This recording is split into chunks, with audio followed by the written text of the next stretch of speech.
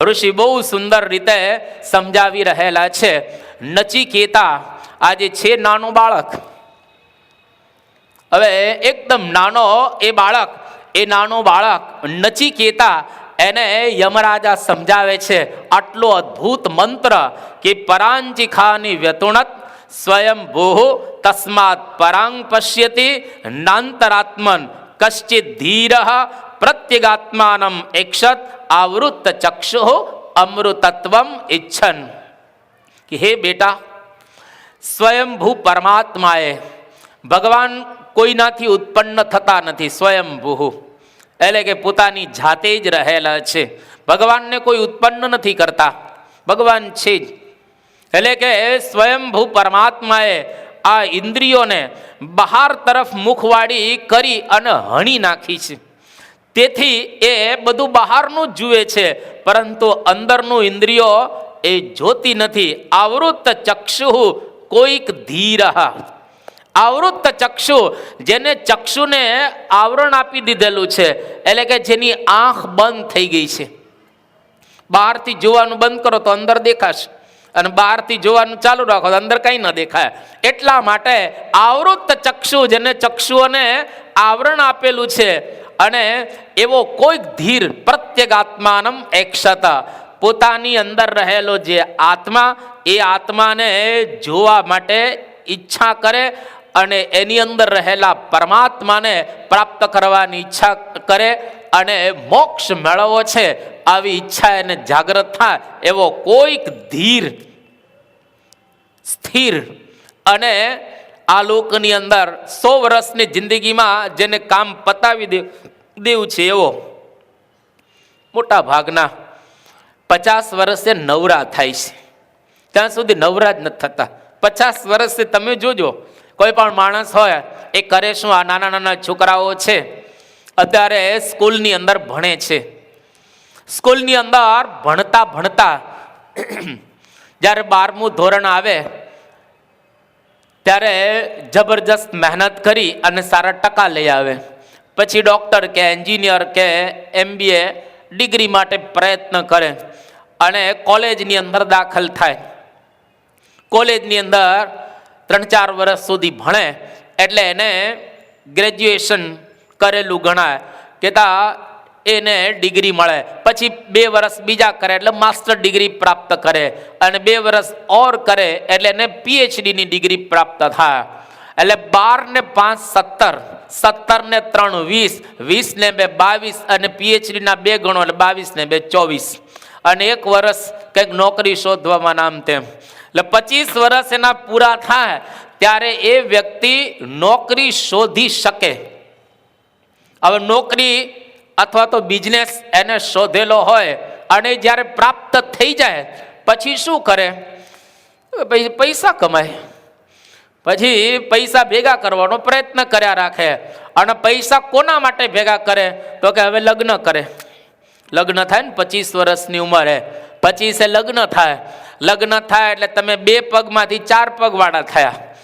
2 પગ તમારા હતા અને બીજા 2 પગ તમારા ઘરની અંદર કુંકુમના પગલાની સાથે પધાર્યા, એટલે એ 2 પગલા ઓર આવ્યા, એટલે 4 પગવાળા તમે થયા. હવે 4 પગ તમારા ઘરની અંદર થયા એટલે હવે 1નું પોષણ કરતા હતા, એને બદલે હવે 2નું પોષણ કરવાનું. અને 1-2 વર્ષ થાય એટલે તમારે ત્યાં દીકરો કે દીકરી પધારે. દીકરાના વધામણા થાય કે લક્ષ્મીજી તમારે ત્યાં પધારે. એ આવે એટલે પછી વળી એના 2 પગ ને આના લક્ષ્મીજીના 2 પગ, બીજા 2 ને 2 4 પગો, 4 ને 4 8 પગ. એમ કરતા કરતા લોકો કાન ખજૂરા જેટલું કરતા હોય છે, જે હોય તે, પણ ઘરની અંદર ઘણું બધું વધે. હવે તમે લગ્ન કર્યા હોય, તમારા ઘરે પત્ની આવે, દીકરા થાય. હવે દીકરો 5 વર્ષનો કે 4 વર્ષનો થાય એટલે એને કરવાનું શું? તો કે એને ઇંગ્લિશ મીડિયમમાં જો બેસાડવાનો હોય કે સારી કોઈ સ્કૂલની અંદર બેસાડવાનો હોય તો તમે ડોનેશન આપો કે અમારા દીકરાને સારી સ્કૂલમાં અમે બેસાડીએ છીએ, તો એના માટેનું આ 5,000 10,000 15,000 જેવી સ્કૂલ એવું તમે ડોનેશન આપો. અને ડોનેશન આપી દીકરા અને દીકરીને તમે સ્કૂલમાં બેસાડો. હવે દીકરા દીકરી બે હોય, તમે તમારા ધર્મપત્ની 4 જણાનું ફેમિલી, એના ખાવાનું જ જોઈએ ને, સવાર બપોર ને સાંજ. તમે નોકરી કરતા હો કે ધંધો કરતા હો, નોકરી જો કરતા હો તો સવારના 8 થી સાંજના 8, પછી 6, એટલે 8 કલાક કે 10 કલાક તમે નોકરી કરો. નોકરી આખો દિવસ કરેલી હોય એટલે થાકી જાઓ, થાકીને પછી ઘરે આવો. ઘરે આવો એટલે આખા દિવસનો થાક ઉતારવા માટે તમારી પાસે ઘરમાં એક સાધન તમે લઈ રાખેલું છે, જે આખા દિવસનો તમે એના દ્વારા થાક ઉતારી શકો. અને એ સાધન છોકરાઓને ખબર છે કે એ સાધન એટલે ટીવી. તમે ટીવી ઓન કરો એટલે કલાક તો સેજ જ જાય ને, સિરિયલ જાત જાતની આવતી હોય અને એની પછી આમ સિરીઝ જોએ કે, કારણ કે ગયા વખતે મૂકેલું હોય ત્યાંથી પાછું શરૂ થવાનું હોય, એટલે એ તમે કલાક 1.5 કલાક જુઓ એટલે એ 8-10 કલાકની નોકરી, 1-2 કલાક ટીવીના, અને પછી જમો ને આ બધું થાય એટલે તમે હવે શાંતિથી કંટાળી ગયા હો. કંટાળીને હવે તમે શાંતિથી, ઘણા સોફા ઉપર સૂઈ જાય ટીવી જોતા જોતા, અને ઘણા પલંગની અંદર સૂઈ જાય. સવારે ઉઠો અને ઉઠ્યા પછી જે કંઈ દાંતણ પાણી કરીને પૂજા કરી ન કરી અને પાછા નોકરીએ સીધાઓ. શાના માટે? પેટ માટે, છોકરાને ભણાવવા માટે. 25 વર્ષ સુધી તમે આ પ્રમાણે કરશો, કારણ કે જ્યાં સુધી તમારો દીકરો એ નોકરીએ ન લાગે ત્યાં સુધી તમારે જ નોકરી કરવી, પણ ત્યાં સુધી તમે ધંધે લાગેલા ગણાવ. જ્યાં સુધી પેલો કામ કરતો ન થાય ત્યાં સુધી તમારે ધંધે લાગવા. અને પેલો કામ કરતો ક્યારે થશે? તમે 25 વર્ષના હતા ત્યારે કામ કરવાનો પ્રારંભ કર, પેલો 25 વર્ષનો થશે ત્યારે કામ કરવાનો એ પ્રારંભ કરશે. એટલે બરાબર તમારા 50 વર્ષ પૂર્ણ થઈ ગયા હશે ત્યારે તમને પહેલો શ્વાસ લેવાનો ટાઈમ આવશે. હાશ, હવે દીકરાના લગ્ન થઈ ગયા. અને એમાંય જો એના ધર્મપત્ની સારા ન હોય તો ડોહાને કાઢે બહાર. ડોહાને કે હવે અમારે તમારી સાથે રહેવું નથી, કારણ કે વી આર મોડર્ન.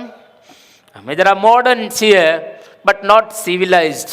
ભલે સિવિલાઇઝડ ન પણ મોડર્ન તો એ લોકો છે. 50 વર્ષ સુધી તમે જે જગતની અંદર બધા કામ કર્યા હોય એટલે સ્વભાવો કેટલા દ્રઢ થઈ ગયા હોય. ખાવામાં, પીવામાં, જોવામાં, જાણવામાં, બહારનું બધું તમે 50 વર્ષ સુધી કરેલું છે.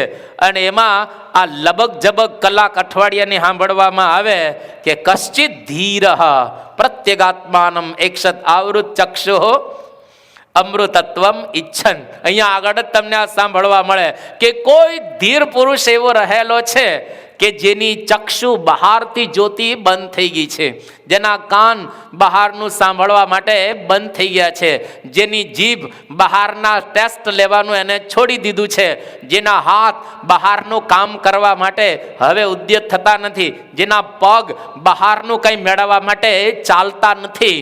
આવો કોઈ પુરુષ થોડીક અંતરદૃષ્ટિ કરી અને બેસે.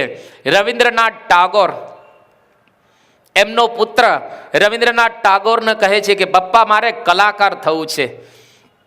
ત્યારે રવિન્દ્રનાથ ટાગોરે એમને કહ્યું કે બેટા, જો તારે કલાકાર થવું હોય તો તારે તારા જીવન જીવવાની તું કલા પહેલા પચાવ, અને જો જીવન જીવવાની કલા તને આવડશે તો જ સાચા અર્થની અંદર તો કલાકાર થઈ શકીશ. એટલા માટે જીવન કેવી રીતે વ્યતીત કરવું એની કળા આપણને આવડવી જોઈએ. કે જીવન આ નહીં પરંતુ આ મૃત્યુ પામ્યા પછીનું એક જીવન છે, જે કઈ રીતે આપણે જીવી શકીએ અને વારે વારે અહીંયા આગળ ન આવવું પડે એની કળા આપણને આ લોકની અંદર આવડવી જોઈએ. એટલા માટે અહીંયા આગળ કહે છે કે કોઈક ધીર એવો વિચાર કરે છે, બાકીના તો બધા વિચાર કરતા નથી. એટલા માટે અહીંયા આગળ જેમ આપણે મેક્સિમ ગોર્કીની વાત કરી કે આટલા બધા દેશની અંદર સાધનો જોઈ અને એને રડવું આવી ગયું કે આ દેશ કેટલો અશાંત રહેલો છે. બહારથી વૈભવો વધારે હોય એટલે વધારે શાંતિ હોય એવું કંઈ નથી. જેની પાસે કંઈ ન હોય તોય શાંતિ હોય. શાંતિ બહારથી ક્યારેય મળતી નથી, યાદ રાખજો. આ સૂત્ર છે શાસ્ત્રનું. બહારથી ક્યારેય કોઈને પણ શાંતિ મળતી નથી. બહારથી જે મળે છે એ શાંતિનો આભાસ છે, સુખનો આભાસ છે. ખાલી સુખ જેવું લાગે છે, પરંતુ એમાં ક્યારેય સુખ ન હોય. પણ જે અંદરથી મળે છે એ જ સાચી શાંતિ, એ જ સાચું સુખ, એ જ સાચો વૈભવ અને એ જ સાચી આપણી સંપત્તિ રહેલી છે. એટલા માટે અહીંયા આગળ નચિકેતાને આ પ્રમાણે જ્ઞાન આપી અને હવે આગળનો શ્લોક નચિકેતાને એ સમજાવે છે કે જ્ઞાનવાળાને શબ્દાદિ વિષયોમાં રુચિ ન થાય. જે જ્ઞાનવાળો હોય એને શબ્દ, સ્પર્શ, રૂપ, રસ અને ગંધ આ 5 વિષયની અંદર ક્યારે એને રુચિ ન થાય. એટલે ભોગવે નહીં એવું નથી, ખાય ખરો પણ એમાં રુચિ નહીં. તમને મેલેરિયા થયા હોય જબરજસ્ત 103 ડિગ્રી કે 4 ડિગ્રી અને પછી તમને પેલી ડીશ આપવામાં આવે ને ખાવાની, તમે જોજો રુચિ નહીં થાય. ડૉક્ટરો તમને સલાહ આપશે કે તને ન ભાવે ને તોય ખાવું, રેઝિસ્ટન્સ પાવર તો આવે ને. પણ આપણે ખાઈએ ખરા, પણ ખાતી વખતે તમે જો કોઈને રુચિ નથી થતી. એક વખત વિવેક સાગર સ્વામીને સાંકરીમાં મેલેરિયા થયેલો અને એવો ભયંકર મેલેરિયા હતો કે એની પાસે ડીશ આપવામાં આવે ને તો વિવેક સાગર સ્વામી 1 અઠવાડિયાને જરાય ભાવ્યું જ નહીં, જરાય નહીં. તો વિવેક સાગર સ્વામી બોલ્યા કે વાતો બહુ આપણે કરી છે કે ખરેખર ભગવાન કાં અષ્ટાંગ યોગ અને કાં રોગ એ બેયથી આપણી કસર ટાળશે, કાં યોગ અને કાં રોગે કરીને કસર ટાળશે. કે આ મેલેરિયા 7-8 દિવસ થયો એમાં કંઈ ભાવતું જ નથી, કંઈ ખાવાનું મન જ નથી થતો અને જાણે આખું જગત ઉદાસ થઈ ગયું હોય એવું આપણને લાગે છે. કોઈ વિષયમાં માલ નથી. તો જો એક મેલેરિયા તમને થયો હોય તાવ અને તમારી સામે ડીશ મૂકવામાં આવે તો ડીશ ભલે તમે જમોય ખરા, દાળ ભાત શાક રોટલી ખાવે ખરા, પણ ખાવામાં રુચિ ન હોય. એટલે હવે એવું સમજો કે દરરોજ તમને મેલેરિયા થયો છે, દરરોજ મેલેરિયા ન થયો હોય તો મેલેરિયા જ છે. મેલેરિયા છે ને ટાઇફોઇડ છે ને બધા તાવ છે. અને એવું સમજી અને જમતી વખતે જે કંઈ આવે જમી લેવું. એટલીસ્ટ ડીશ તો ન પછાડવી. ઠંડુ થઈ ગયું હોય તો ડીશ તો ન પછાડવી. અને કોઈ પણ પ્રકારનો સ્વાદ આપણને એમાંથી આવવો ન જોઈએ. એનો મતલબ એવો નથી કે ખાવું નહીં, ખાવું ભરપેટ વ્યવસ્થિત ખાવું, એકદમ જરા સારું ખાવું, વ્યવસ્થિત સારું ખાવું, પૌષ્ટિક ખાવું, એમાં વાંધો નથી. પણ ખાવામાં આસક્તિ નહીં રાખવાની. અને ખાતી વખતે એટલો વિચાર કરવો કે મહારાજ સ્વામી જમો, મહારાજ સ્વામી જમો, આ સ્વાદ બહારનો છે, મારે તો અંદરનો આત્માનો ને પરમાત્માનો સ્વાદ લેવાનો છે. તમને કોઈ દુનિયાના પદાર્થોમાં એ ખાવામાં આસક્તિ જ નહીં થાય. આટલો ખાલી એક વિચાર વચ્ચે જો આવી જશે ને, આ ઉપનિષદ વિચાર આપે છે કે બાહ્ય ભોગોની અંદર જ્ઞાનવાળાને ક્યારેય રુચિ ન થાય. જો ગોવર્ધનભાઈ એને મીઠું અને સાકર એક જ થાળીમાં આપવામાં આવ્યા અને ગોવર્ધનભાઈ જમી ગયા. જેમ ખાંડ ખાધી એમ મીઠું ખાઈ ગયા. એટલે કહ્યું કે ગોવર્ધન ગાંડા, તને ખબર ન પડી કે આ ખાંડ છે ને મીઠું? કહ્યું તો મહારાજને સંભાળીને બે જમી ગયેલો. મહારાજને સંભાળીને મીઠું જમ્યું અને મહારાજને જમાડી એટલે સંભાળી અને આ સાકર કે ખાંડ જમી ગયા. જો સ્વાદ શેનો હતો તો કે મૂર્તિનો. અને ભગવાનની મૂર્તિની અંદરથી એને એવો સ્વાદ આવતો હતો. યોગીજી મહારાજને પ્રમુખ સ્વામી આજે જમે જ છે, આજે બાપા જમે જ છે, પણ એને જમવાનો કોઈ સ્વાદ નથી. ઘણી વખત એવા પ્રસંગો બનેલા છે કે સ્વામી બાપા ની સમક્ષ કોઈ વાત કરતા હોય ને તો વાત સાંભળવામાં એટલા બધા તલ્લીન થઈ ગયા હોય બાપા, હજુ થાળ આવ્યો ન હોય અને સ્વામી વાત સાંભળતા હોય અને વાત સાંભળવામાં એટલા બધા તલ્લીન થઈ જાય તો સેવકને પેલો નીચે પાત્ર આવે ને, હાથ પેલા બાપા ધુએ અને પછી જમે. તો ઘણી વખત સ્વામી બાપા હાથ ધુએ અને એના મનમાં એમ કે ખાવાનું પૂરું થઈ ગયું. પછી થાળ આવે એટલે કૃષ્ણ વલ્લભ સ્વામી કે આપણે જમી નથી લીધું? કે ના બાપા હજુ બાકી છે, હજુ જમવાનું બાકી છે. હવે જો કેટલા તલ્લીન થઈ ગયા હશે. સ્વામી જમે છે તો ખરા જ, પણ કોઈક વખત આવા પ્રસંગો બનેલા છે. સ્વામી કે આપણે ખાઈ નથી લીધું? કે ના હજુ તો પ્રારંભે નથી કર્યો. એનો મતલબ એવો થયો કે એને ખાવામાં કોઈ પણ પ્રકારની આસક્તિ રહેલી નથી. ખાય છે બરાબર, જોવે છે બરાબર, નિહાળે છે આ દુનિયાને. હવે આપણે અહીં સભા હોય, સ્વામી બાપા બેઠા હોય તો તમારા જેવા ભક્તો દેખાય તો ખરા ને? દેખાય તો બધું છે, પણ એની અંદર એક એકમાં એને ભગવાન દેખાય, એને કોઈ વ્યક્તિ ન દેખાય કે આવો છે ને આવો છે. આપણે તો જેવા માણસને જોઈએ ને એની પહેલા બધું દેખાવા માંડી જાય. માણસને જોઈએ એની પહેલા એનું બધું જ દેખાય. એમાંય જો કોઈ કે આપણું કંઈક લઈ લીધું હોય કે કંઈક ગડબડ કરેલી હોય તો આપણને તો પહેલા જ દેખાય. જ્યારે આ મોટા પુરુષોને માણસ દેખાતો જ નથી, જુએ છે ખરા પણ એની અંદર રહેલા પરમાત્મા એને નિહાળે છે. એટલા માટે જ યોગીજી મહારાજ એવું કહી શકે ને કે આ ચોર નથી પણ મહામુક્ત છે. ચોરમાં એને મહામુક્ત દેખાય અને આપણને મહામુક્તમાં ચોર દેખાય છે. કોઈ મહામુક્ત હોય એમાં પણ આપણને એવું દેખાય છે, કારણ કે આપણી દ્રષ્ટિ જે પ્રકારની એ લાગેલી છે. એટલા માટે અહીંયા આગળ કહે છે કે પરાચહ કામાન અનુયંતી બાલાસ્તે મૃત્યોર્યંતી વિતતસ્ય પાશમ અથ ધીરાહ અમૃતત્વમ વિદિત્વા ધ્રુવમ અધ્રુવેશુ ઇહ ન પ્રાર્થ્યંતે.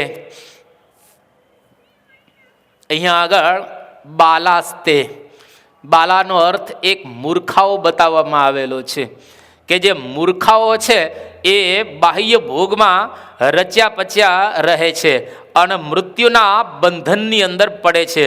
પરંતુ બુદ્ધિમાનો, હોશિયાર વિદ્વાનો મોક્ષને નિત્ય જાણી અને અનિત્ય ભોગોને એ ઈચ્છતા નથી. કેટલો અદ્ભુત આ શ્લોક રહેલો છે કે જે મૂર્ખાઓ છે એ બાહ્ય વિષયોની અંદર ભોગમાં રચ્યા પચ્યા રહે છે. હવે આમ ઉપનિષદો આપણને આ બતાવે છે કે બાહ્ય વિષયોની અંદર જો તમે આસક્ત હો તો તમે મૂર્ખા છો. હવે આપણે કોઈને કહીએ કે તું મૂર્ખ છે તો એનાથી સહન ન થાય. ઘણી વખત મારી પણ બેસે, લાફો મારી દે કે તું મને મૂર્ખ કહે છે, તું મૂર્ખ, તારો બાપે મૂર્ખ, જા, એમ કરીને 2 લાફા મારે આપણને. પણ આ ઉપનિષદો તો બહુ સ્પષ્ટ જ કહે છે કે બાલાસ્તે એ મૂર્ખાઓ રહેલા છે કે બાહ્ય વૈભવની અંદર કે ભોગોની અંદર આસક્ત છે. અને આ ભોગોની અંદર જે લોકો આસક્ત હોય એ મૃત્યો વિતતસ્ય યંતિ પાશમ.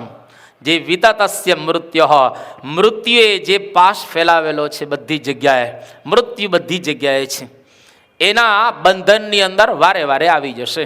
આવા મૂર્ખાઓ બધા વિષયાસક્ત જીવો. એટલે ઘણી વખત અહીંયા આગળ કોઈ આવે ને એ કે લે તું સુધરી ગયો, હે તું તો ભગત. ઘણા ભગતડા આપણને કહેતા હોય છે અને આપણને બિલકુલ પોસાતું નથી. કોઈ આપણને ભગત કહે ને એટલે આપણે આમ બિલકુલ ગમે નહીં કે મને ભગત કહેશ, હું ભગત છું, એમ કે ભગત જેવો લાગે છે. આમ જો આપણને કોઈ કહે તો આપણને બિલકુલ ગમે નહીં. કેમ? કોઈ આપણને ઘરે તો બહુ હોશિયાર છે તો આપણને તરત ગમે, પણ કોઈ ભગત કહે એ આપણને ગમતું નથી. પણ યાદ રાખવું ઘટે કે કોઈ ભગત કહે, ભગત જેવી દુનિયામાં કોઈ પદવી નથી. એટલા માટે તમે લોકો તિલક ચાંદલો નથી કરતા. કેમ તિલક ચાંદલો બધા કરીને જતા નથી? એટલા માટે કે તમને કોઈ ભગત કહે અને તમારે ભગત થવું નથી. તમને ભગત કહે અને તમારે ભગત થવું નથી, કારણ કે તમારે ખાઉધરા ગલીની અંદર ખાવું છે, તમારે પિક્ચરો જોવા છે, તમારે કેટલું બધું કરવું છે લારીઓ ઉપર જઈ જઈને. એટલા માટે તિલક ચાંદલો કરે તો લોકો ગયેલા, તું સ્વામિનારાયણનો આ પિક્ચરમાં તને ન શોભે, એ આપણને પોસાય નહીં, તું ભગત થઈને. એ તો આપણને કોઈ દિવસ ગમે એવું નથી. એટલે આપણે ભગત થવા માટે ઈચ્છા રાખતા હોતા નથી. પણ અહીંયા આગળ કહે છે કે પરાચહ કામાન અનુયંતી બાલાસ્તે મૃત્યોર્યંતી વિતતસ્ય પાશમ. જે ખરેખર સાચા ભક્તો રહેલા છે એ ભક્તો મૃત્યુના પાશની અંદર ક્યારેય આવતા નથી. ભક્તની કિંમત દેહ છોડે ને ત્યારે થાય છે. અને જગતની અંદર જ્યાં સુધી તમે જીવો ને ત્યાં સુધી તો બહારમાં જે રાજતા હોય એની કિંમત. તમે જો મીરાની કિંમત ક્યારે થઈ, નરસિંહની કિંમત ક્યારે થઈ, દાદા ખાચર કે પર્વતભાઈની કિંમત ક્યારે થઈ? મીરા જીવતી હતી ત્યારે ઝેર આપ્યું લો. સોક્રેટિસ જીવતા હતા ત્યારે ઝેર આપ્યો. મનસુર જીવતો હતો, ફાંસીના માચડે લટકાવવામાં આવ્યો. આવા તમે જુઓ ભક્તો, કેટલા દુઃખો આવ્યા છે દાદા ખાચરને કે પર્વતભાઈ કે ગોરધનભાઈ જેવા જીવતા હતા ત્યારે, અને મૃત્યુ પામ્યા પછી આજે એ લોકો બધા અમરત્વને પામી ગયા. જ્યારે તુકારામ હતા, હવે જ્યારે જીવતા હતા ત્યારે ઊંધે ગધેડે બેસાડાયો, ગાજરની માળાઓ પહેરાવી, એનો મુંડો કરાવી અને આવી રીતે ભયંકર અપમાન કરે છે. આવા ભગતનો પણ એ ગધેડા ઉપર બેઠા બેઠા એને આનંદ હતો. કેમ કે આ જાણતા હતા કે આ જ મૂર્ખાઓ છે, હું એક જ ડાયો છું. આપણે ધારો કે ગાંડાની હોસ્પિટલે જઈએ અને 500 ગાંડા હોય તો આપણા પેટમાં પાણી હલે? 500 ગાંડાને જોઈને તમને ક્યારે એવું થાય કે હું ગાંડો છું?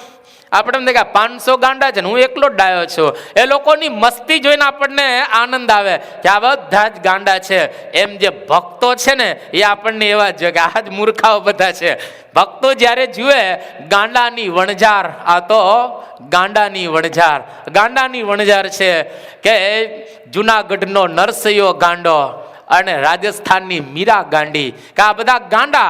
અને ખરેખર ગુણાતીતાનંદ સ્વામી કહ્યું ને કે જે ગાંડો થાય એ જ ભગવાન ભજે. વિજયાત્માનંદ સ્વામી એને સાધુ થવું હતું, પણ ઘરના માણસો બધા ના પાડે કે ન થવાય, બાવો ન થવાય. ઘણા કાઠિયાવાડના અમુક અંતરિયાળ ગામોની અંદર તે વાત કરે, એટલે આપણા કુળમાં કોઈ બાવો હોતા હશે, ભલે બાવો થવાય? બાવો તો બિલકુલ ન થવાય. એટલે હવે આ વિજયાત્માનંદ સ્વામીને સંતોનો યોગ થયો ને સાધુ થવાની ઈચ્છા થઈ, પણ ઘરેથી રજા જ ના આપે કે બાવા થવાતું હશે. અને બહુ જ્યારે એને આ પ્રમાણે પ્રયત્ન કર્યો તો પણ ઘરના માણસો રજા ના આપે, એટલે શું થયા? ગાંડા થયા વિજયાત્માનંદ સ્વામી. હવે ગાંડા કઈ રીતે થયા? તો ઘરનું આંગણું હોય એ આંગણાની અંદર એને કૂવો ખોદ્યો, તીકમ ને પાવડો ને કોદારી લઈ અને કૂવો ખોદવા લાગ્યા. હવે ઘરના આંગણામાં જ કૂવો ખોદે એટલે ઘરના એના ફાધર, એના મધર એ બધા કેવા લાગે કે આ શું તું કરે છે? તો કે જો આવો દીકરો હોય અને મારી માને છેક ગામના પાદર પાણી ભરવા જવું પડે એ કેવું ગણાય, માટે અહીંયા આગળ જ કૂવો ખોદવો છે. એટલે ઘરના માણસ કે આ ઉપરનો માળ ખાલી થઈ ગયો, હા ખાલી થઈ ગયું. એ કે જા, તાર જ્યાં જવું હોય ત્યાં, તારે જ્યાં જવું હોય ત્યાં જા. અને દોડતા દોડતા ભગવાન સ્વામિનારાયણની પાસે એ આવી ગયા. એટલે જો ગાંડા થયા તો ભગવાન એને ભજ્યા. એટલા માટે જે ગાંડો થાય એ જ ખરેખર સાચા અર્થની અંદર ભગવાન ભજી શકે, ડાયા ભજી શકતા હોતા નથી. એટલા માટે આ ઉપનિષદની અંદર કહે છે કે જે મૂર્ખાઓ બાહ્ય ભોગની અંદર રચ્યા પચ્યા રહે છે એ મૃત્યુના બંધનની અંદર આવે છે, પરંતુ જે બુદ્ધિમાનો મોક્ષને નિત્ય જાણે છે. આટલું તો આપણે સમજીએ છીએ ને કે આ જગત અનિત્ય છે. આમાં બાળકો સમજે છે. છોકરાઓ, તમને એટલો તો ખ્યાલ છે ને કે આ જગતમાંથી આપણે જવાનું છે. તમે મરવાના તો છો, નક્કી છે ને, પાકું જ છે. આ લોકોને હજુ કોઈ જ્ઞાને નથી આપ્યો તો એને એટલો તો ખ્યાલ જ છે કે આ દુનિયા છોડી અને આપણે જવાનું છે. કેટલાય ગયા અને આપણે જવાનું છે.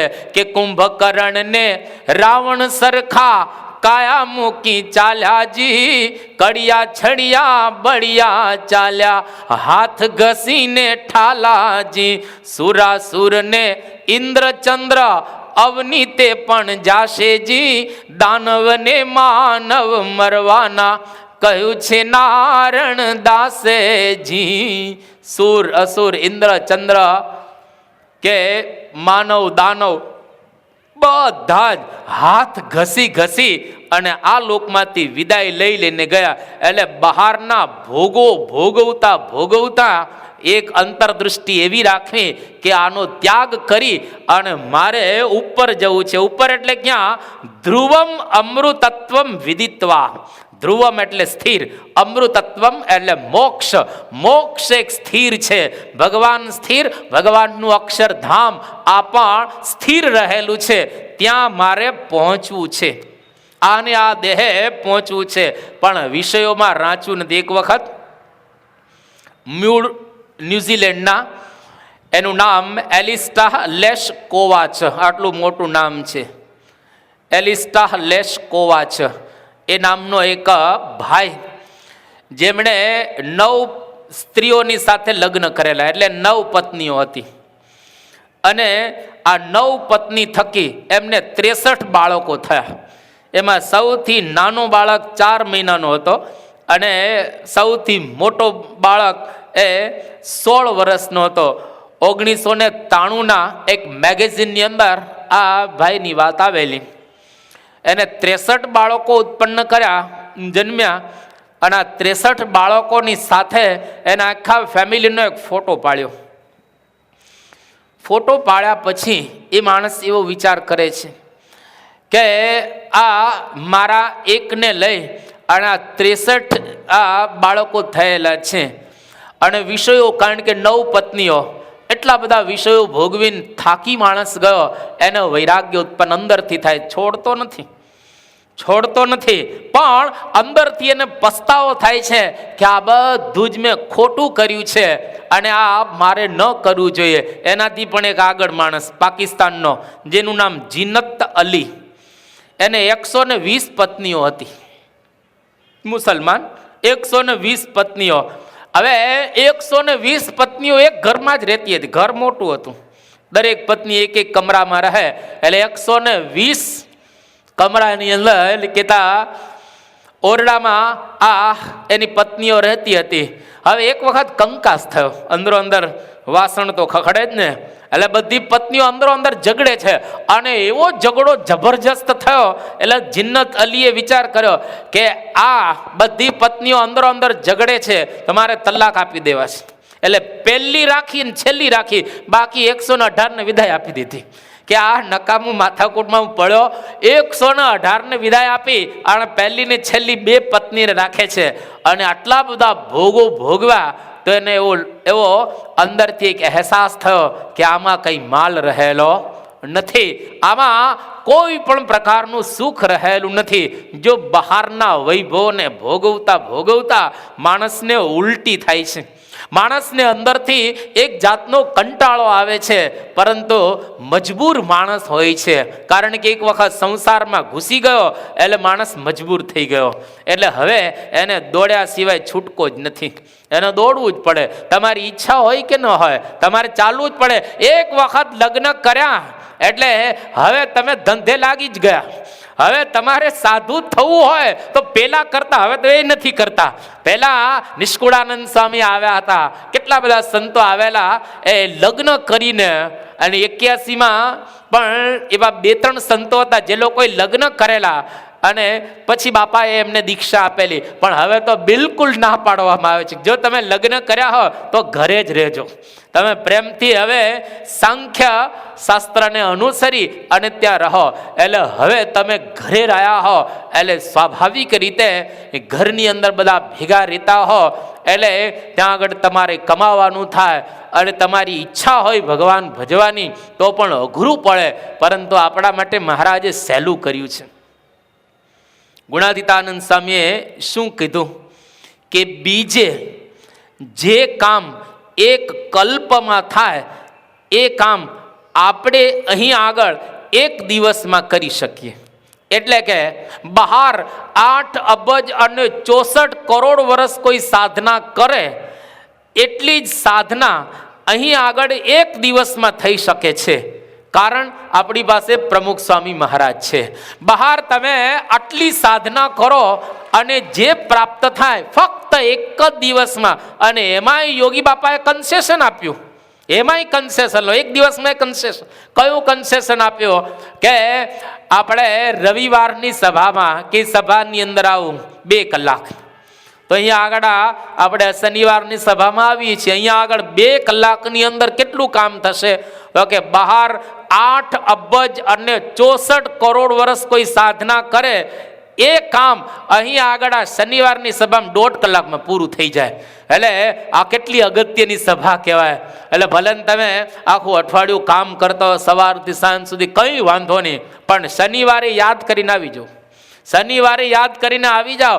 અને આવ્યા પછી થોડીક અંતરદ્રષ્ટિ કે ખરેખર બાહ્ય વિષયોની અંદર કે ભોગોમાં આપણે એ રાચવું નથી. હવે અહીંયા આગળ નચિકેતાને આગળ સમજાવી રહ્યા છે, એન રૂપમ રસમ ગંધમ શબ્દાન સ્પર્શાંશ્ચ મૈથુનાન એતેન એવ વિજાનાતિ કિમત્ર પરિશિષ્યતે એતદ્વૈ તત.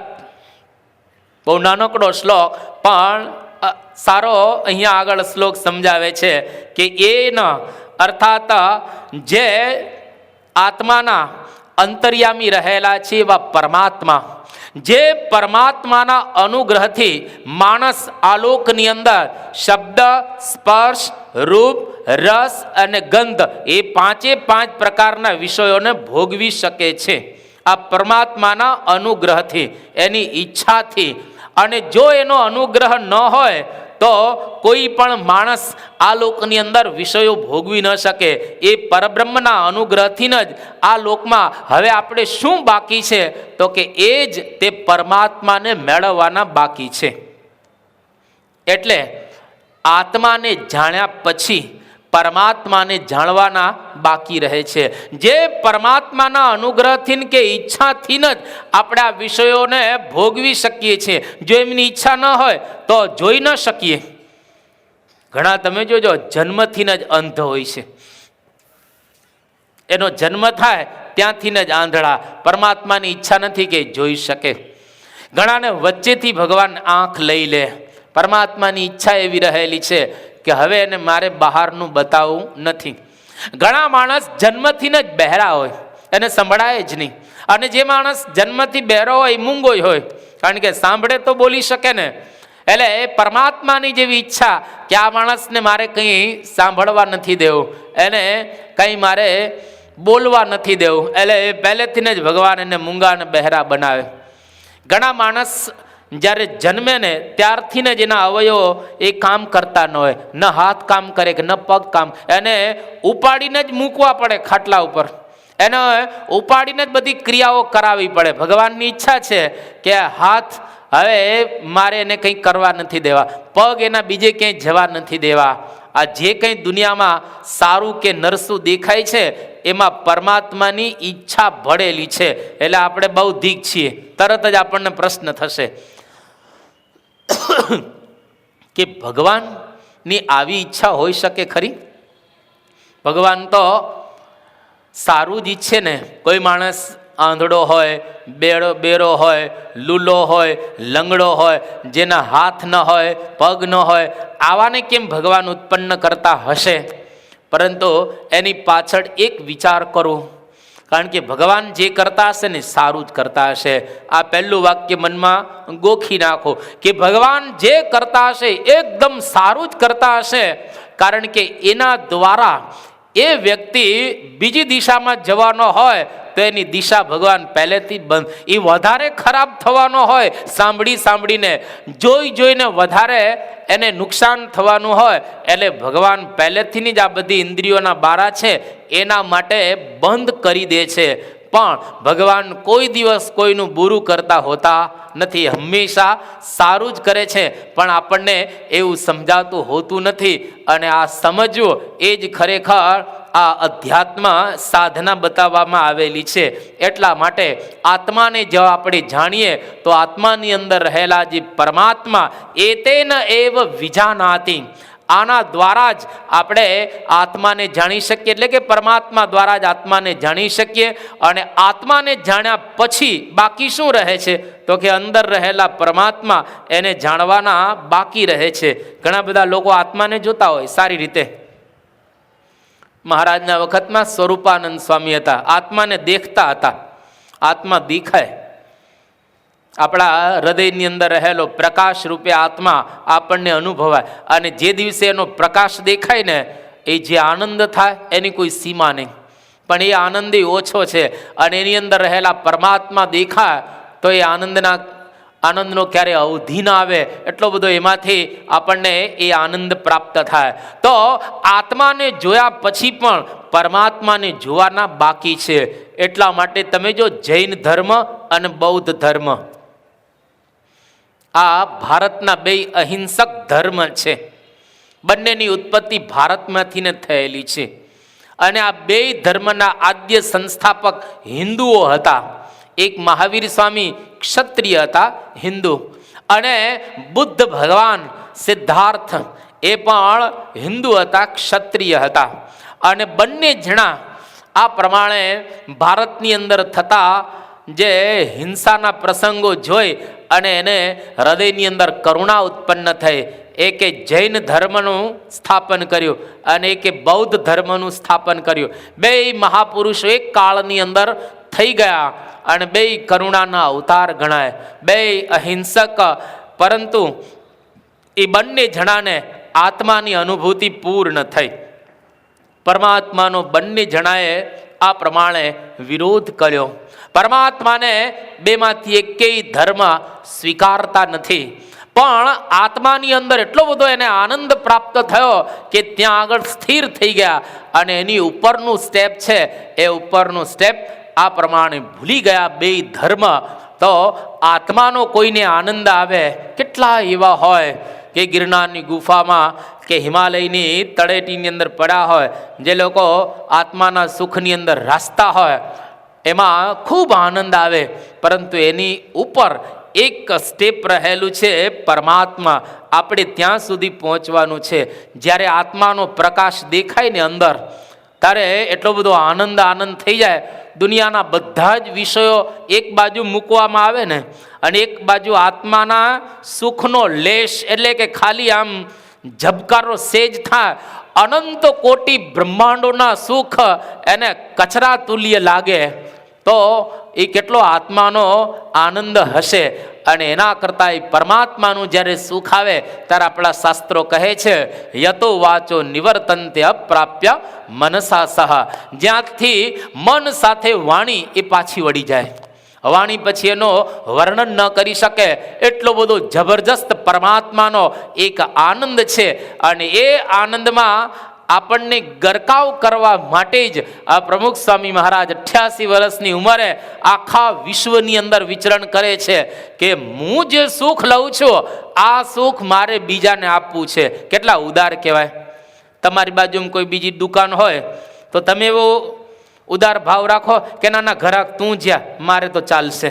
કોઈ મોકલે બાજુની દુકાનમાં કે ભાઈ મારું એમ્બ્રોઇડરીનું મશીન અત્યારે ચાલે છે અને મને માલ નથી મળતો, બાજુનાને મળે છે, કંઈ વાંધો નહીં, ભલે એને મળે, ભલે એને મળે, મારી પાસે જે માલ આવે હું એને આપી દઉં. એવું કોઈ કરે ખરા? કોઈ ન કરે. પણ આ પુરુષ કેવા છે, અરે કરોડોપતિ અબજો રૂપિયા કમાય છે તો એ લોકોને એવું થાય કે ગરીબને કેમ ચૂસી નાખીએ, નીચવાના જ બાકી રાખે. ઘણા તો સૂકવવાના જ બાકી રાખે. એટલું બધું એ નીચવી નાખતા હોય છે કે મને જ બધું મળે, મને જ બધું મળે, હું કોઈને આપું નહીં. પણ આ કેટલા ઉદાર પુરુષ કહેવાય કે જેની પાસે બધું જ છે, જેને ભગવાન સ્વામિનારાયણનું સુખ આવી રહેલું છે. એનો સંકલ્પ છે પ્રથમનું 67મું વચનામૃત. કોઈ એક સત્પુરુષ છે જેના હૃદયની અંદર જગતના સુખની લેશ માત્ર ઈચ્છા નથી, પરંતુ એનો જે સંગી થાય એના અંતરમાં પણ મારા જેવો આનંદ આવે એવી જ ઈચ્છા રહ્યા કરે છે. એટલા માટે સ્વામી બાપા આ દેશ વિદેશની અંદર પોતે વિચરણ કરે છે આ સુખ આપવા માટે. અને એ સુખ જો આપણે પ્રાપ્ત કરીએ તો આપણો આનંદ પણ એના જેવો થાય. ત્યાર પછી નચિકેતાને યમરાજા આગળ સમજાવી રહ્યા છે કે સ્વપ્નાંતમ જાગરિતાંતમ ચ ઉભો એન અનુપશ્યતિ મહાંતમ વિભુમ આત્માનમ મત્વા ધીરો ન શોચતી. અદ્ભુત શ્લોક સમજાવે છે કે પરમાત્માથી સ્વપ્નાંતમ અર્થાત સ્વપ્નના ભોગ અને જાગરિતાંતમ અર્થાત જાગ્રત અવસ્થાના ભોગને માણસ વારંવાર જુએ છે. પરમાત્માને લઈ અને સ્વપ્ન અવસ્થાની અંદર અને જાગ્રત અવસ્થાની અંદર આપણે ભોગોને જોઈએ છીએ, આપણને દેખાય. જ્યારે આપણને સ્વપ્નું આવે ત્યારે આપણને ખ્યાલ છે આ કંઠ આપણો પ્રદેશ છે. આ કંઠની અંદર ભગવાન સ્વપ્ન અવસ્થાનું સર્જન કરે છે.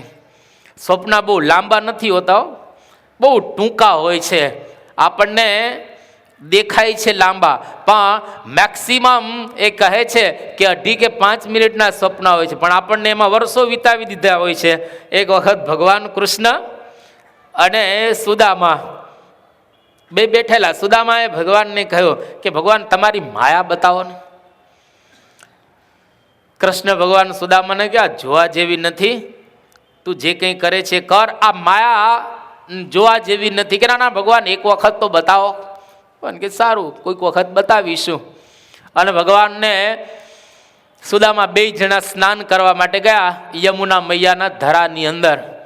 ભગવાન પડ્યા એટલે એની પહેલા સુદામાને કહ્યું કે જો આપણા બેમાં કોણ વધારે પાણીમાં રહે છે, શરત લગાવીએ. સુદામે કે લાગી શરત. ભગવાન કે પહેલા હું પછી તમારો વારો. એટલે ભગવાન પાણીમાં પડ્યા. સુદામા ગણવા લાગે 1 2 3 4 5 6 7 8 9 10. ભગવાન બહાર આવી ગયા કે બસ આટલું જ પાણીમાં તમે રહી શકો છો? એ કે હા આટલું જ બસ. સુદામા કે હું તો ઘણું રહી શકું. સારું. સુદામા અંદર પાણીમાં પડ્યા. જેવા સુદામા પાણીમાં પડ્યા ભગવાને પોતાની માયા સુદામાને બતાવી. પાણીમાં જેવા પડ્યા ને એને સ્વપ્ન શરૂ કરી દીધું ભગવાને. અને કેવું ખાલી સેકન્ડમાં સ્વપ્ન, આમ સેકન્ડમાં સ્વપ્ન. પણ એ સેકન્ડમાં ભગવાને શું કર્યું, સુદામા જેવા પાણીમાં પડ્યા અને એક જગ્યાએ મોટું જે શહેર હતું એ શહેરની અંદર એને પ્રવેશ કર્યો. દરવાજામાં માણસો એનું સ્વાગત કરવા લાગ્યા. અને કહ્યું કે કેમ સ્વાગત કરો છો? તો કે જો અમારા શહેરની અંદર જે રાજા હતો ને હમણાં જ મૃત્યુ પામ્યો છે, પણ કે મારું કેમ સ્વાગત? કે અમે નક્કી કર્યું કે આ દરવાજામાં જે પહેલો પ્રવેશ ને એને રાજા બનાવી દેવો.